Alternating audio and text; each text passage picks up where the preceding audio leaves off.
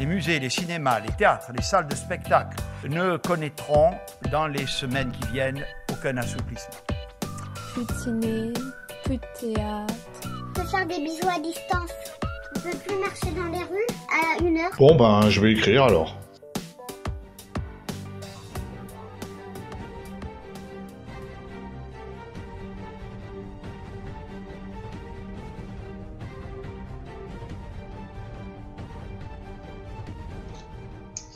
Bonjour, vous êtes bien avec Jacques Arta dans mon émission 1 heure, un jour, une vie. Et je reçois aujourd'hui Monsieur Rémi Tau, qui a accepté de venir témoigner en direct car il a des révélations très importantes à nous faire.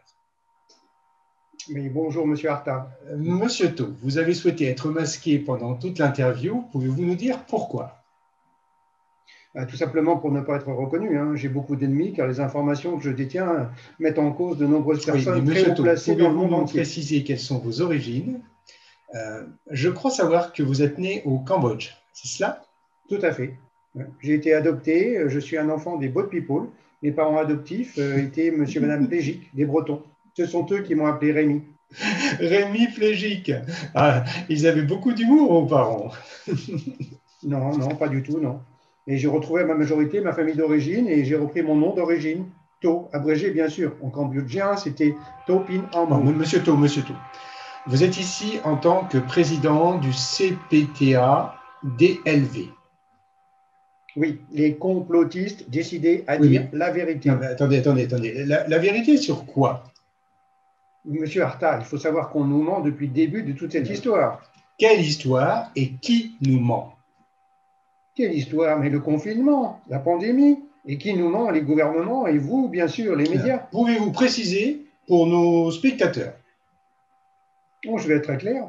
Je sais qu'on cherche aujourd'hui à nous faire taire par tous les moyens. Plusieurs des membres du CPT et des ALV sont aujourd'hui en danger de mort. Ils ont été arrêtés, hospitalisés et placés en réanimation contre leur gré. On nous élimine au vu et à la face du monde entier. Eh oui, monsieur Arta, il faut le savoir. D'accord. Attendez. Vous voulez dire que toutes les personnes actuellement hospitalisées en réanimation dans le monde, toutes les personnes qui décèdent font partie de votre organisation? Mais bien entendu, soit de notre organisation, soit d'une autre qui lutte pour les mêmes causes. Il faut admettre que les gens au pouvoir ont trouvé là un excellent moyen de nous faire taire.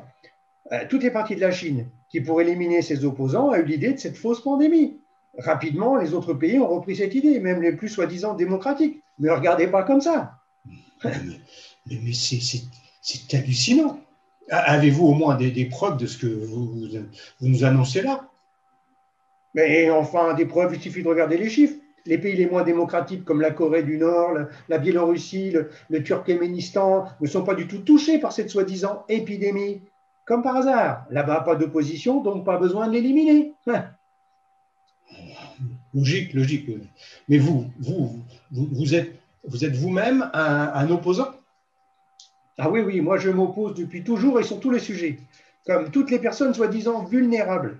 Vous avez remarqué que cette soi-disant maladie touche très peu les jeunes. Normal, ils n'ont pas d'opinion. D'ailleurs, ils ne votent pas, monsieur Arta. Effectivement, oui, c'est une révélation très, très surprenante. Mais, attendez, avez-vous des preuves? Mais des preuves, mais en voilà. Tiens, regardez dans les listes que je vous ai données. Ce sont tous les premiers cas de décès. Vous avez vu que des opposants et différents régimes en place. J'ai regardé, mais plutôt des médecins ou des chercheurs. Oui, mais aussi, surtout des opposants. Pourtant, parmi toutes ces victimes, il n'y a quand même pas que des opposants. Mais non, bien sûr, mais c'est là toute l'astuce. Et je n'ai pas dit que le virus n'existait pas, attention, mais les systèmes profitent de cette maladie pour enlever et éliminer les opposants, même ceux qui ne sont pas contaminés. De faux infirmiers viennent vous chercher et une fois en réanimation, c'est trop tard. On n'hésite pas à sacrifier des milliers d'innocents pour éliminer quelques personnes. Mais alors, dites-moi pourquoi vacciner? Mais ça, c'est la deuxième étape du complot. Avec le vaccin là, et la 5G qui arrive, on va pouvoir intervenir directement sur nos cerveaux. Après, c'est facile. Une fois tous nos opposants éliminés, le reste de la population peut être manipulé à volonté à partir d'applications comme Stop Covid ou autres. Vous comprenez pourquoi maintenant on veut me faire taire? Vous comprenez ça? Oui, effectivement, oui, ces révélations, comme vous le dites, risquent de faire beaucoup de bruit. Mais Monsieur Thau, avez-vous des solutions pour arrêter tout ça?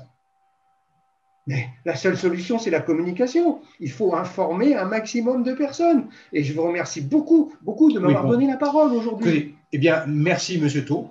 Je pense que les téléspectateurs vont avoir, grâce à vous, un autre regard sur cette pandémie. Si l'émission est diffusée, bien entendu. Comment ça? Nous ne sommes pas en Bien. C'est donc la fin de cette émission. La semaine prochaine, nous recevrons Fabrice Latour, plus connu sur les réseaux sociaux sous le nom de Fabu. Fabu Latour, le fabulateur. Il viendra nous parler du climat et de toutes ces fausses théories sur le soi-disant réchauffement climatique. Dans 1 heure, un jour, une vie. À la semaine prochaine. Ça va, Monsieur Thau? Est-ce que vous voulez que j'appelle le docteur de l'émission? Infirmier. Non, pour l'infirmier. Au secours.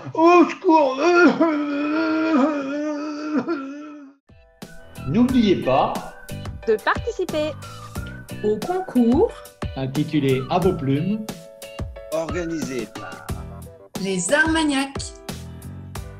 Envoyez vos textes à l'adresse suivante art.magnac@laposte.net. On vous embrasse.